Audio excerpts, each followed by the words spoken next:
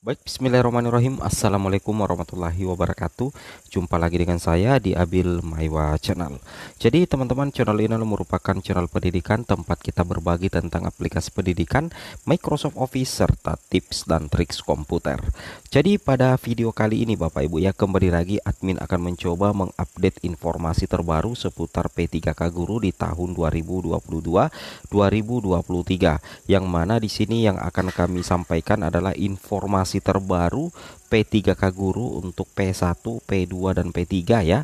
Jadi inti informasi kita di sini adalah 5 posisi aman ya. 100% untuk P1, P2, P3 tanpa formasi agar bisa resume di portal SSCASN 2023. Jadi di sini kami mencoba ya menyimpulkan sebenarnya ada 5 posisi aman ya. Kalau kita lihat keadaan ke belakang, ada 5 posisi sebenarnya untuk P1, P2, P3 bisa 100% aman agar bisa resume nantinya di SSCASN Bapak Ibu ya.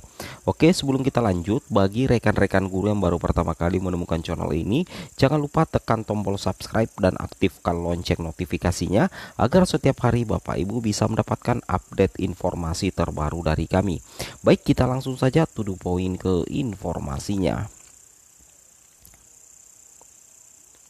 Jadi 5 posisi aman ya, 100% untuk P1, P2, P3 tanpa formasi di P3K Guru 2023 agar nantinya bisa mengakhiri pendaftaran atau bisa resume. Jadi yang pertama di sini Bapak Ibu adalah menjadi guru honorer di sekolah induk ya, yang tidak kelebihan guru, dalam artian masih tersedia kebutuhan. Nah, ini menjadi salah satu posisi yang sangat bagus ya untuk guru honorer. Apakah Bapak Ibu itu adalah P1, P2 dan P3 Bapak Ibu ya. Yaitu misalkan anggaplah Bapak Ibu menjadi seorang guru honorer di suatu sekolah induk yang ternyata di sekolah induk Bapak Ibu itu tidak kelebihan guru, dalam artian masih tersedia kebutuhan yang memungkinkan masuknya formasi. Dengan posisi menjadi guru honorer di sekolah induk yang tidak kelebihan guru dan masih terdapat kebutuhan, itu menjadi salah satu posisi yang sangat aman untuk P1, P2, P3 agar nantinya berpotensi untuk lolos menjadi ASN di tahun 2023 ya, lolos melakukan resume karena ada kebutuhan dan mudah-mudahan saja ada formasinya. Jadi posisi guru honorer di sekolah induk ya, dalam hal ini sekolah induk dan tidak kelebihan guru, itu jauh lebih baik daripada posisi guru honorer di sekolah yang kelebihan guru Bapak Ibu ya. Ini menjadi salah satu posisi yang sangat menjadi penentu ya, posisi yang sangat langka untuk saat sekarang bagi rekan-rekan guru baik P1, P2, P3 yang akan menyongsong P3K Guru tahun 2023. Tapi kalau misalkan ada yang masuk dalam kategori posisi pertama ini, silahkan komen ya. Meskipun sebenarnya apa yang kami sampaikan ini masih banyak faktor-faktor yang lain yang menjadi penentu kelulusan Bapak Ibu. Bukan cuma 5 posisi ini Bapak Ibu ya. Ini cuma sampel yang kami bagikan. Oke. Tidak menutup kemungkinan Bapak Ibu yang tidak memiliki sekolah induk nantinya, artinya tidak ada formasi di sekolah induk Bapak Ibu, itu Bapak Ibu tetap bisa lolos ASN P3K sepanjang instansinya mengajukan formasi yang banyak. Itu logikanya ya. Jadi tidak selamanya harus di sekolah induk.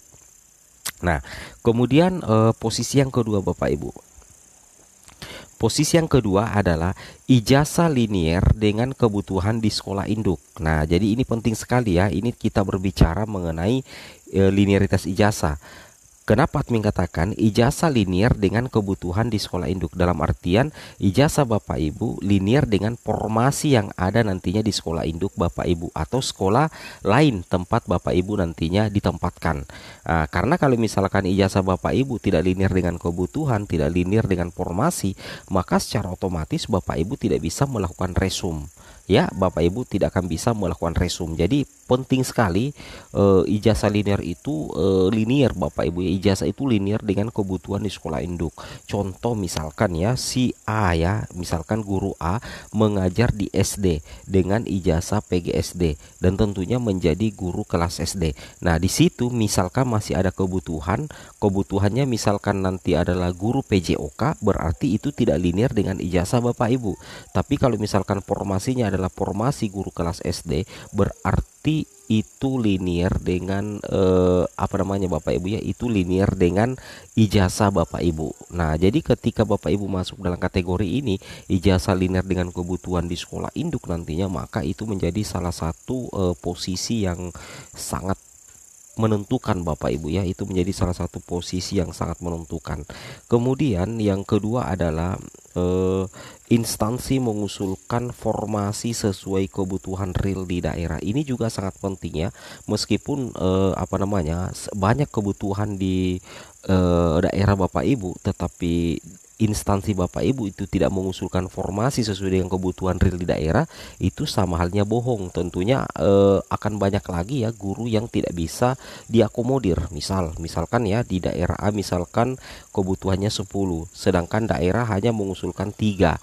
Nah, itu kan bermasalah ya. Tapi saya rasa untuk poin ketiga ini sudah dijamin 100% oleh Kemendikbud Bapak Ibu ya. Kalaupun misalkan nanti Pemda tidak mengajukan formasi maksimal, nantinya pemerintah pusat lah yang akan melengkapi kebutuhan formasi itu. Jika misalkan hingga bulan Maret pemerintah tidak mengajukan formasi sesuai dengan kebutuhan. Itu yang penting sekali Bapak Ibu ya. Kemudian kita lanjut lagi.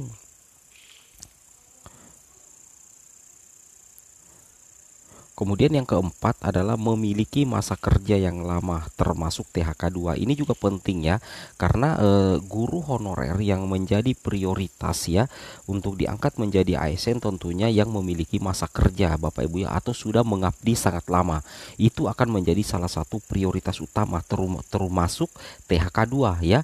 X kategori 2 atau THK 2 itu kan bisa masuk di P2 dan bisa juga masuk di pelamar prioritas 1. Jadi THK 2 yang memiliki masa kerja yang sangat lama itu menjadi salah satu prioritas dituntaskan di P3K Guru tahun 2023 nantinya. Itu termasuk salah satu posisi yang aman juga Bapak Ibu. Kemudian posisi yang kelima adalah data dapodik aman. Jadi Bapak Ibu pastikan ya data dapodik Bapak Ibu itu aman, terutama jenis PTK Bapak Ibu, kemudian ijazah dan keaktifan Bapak Ibu di dapodik, usahakan aman ya. Jadi terutama ini jenis PTK ya, itu harus relevan dengan ijazah Bapak Ibu ya. Di sini kita bisa lihat perbandingannya untuk poin kelima Bapak Ibu. Nah, misalkan ya untuk jam mengajar juga ada yang bertanya bagaimana dengan jam mengajar? Apakah berbeda dengan jam linier? Berbeda Bapak Ibu ya. Di sini kita bisa lihat jumlah jam mengajar ya. Mengajar di sekolah induk ada 2, jam mengajar dan jam linier. Nah, jadi nantinya di sini akan dijumlahkan berapa jumlah jam mengajar dan berapa jumlah jam liniernya. Itulah total mengajar Bapak Ibu yang tercatat di dapodik ya. Tapi terkait dengan jam mengajar, mudah-mudahan ya ada kebijaksanaan dari pemerintah ya. Karena ini susah sekali ya untuk mendapatkan jumlah jam linier saat ini, karena rata-rata sekolah sudah dipenuhi oleh guru-guru yang berstatus P3K Bapak Ibu ya.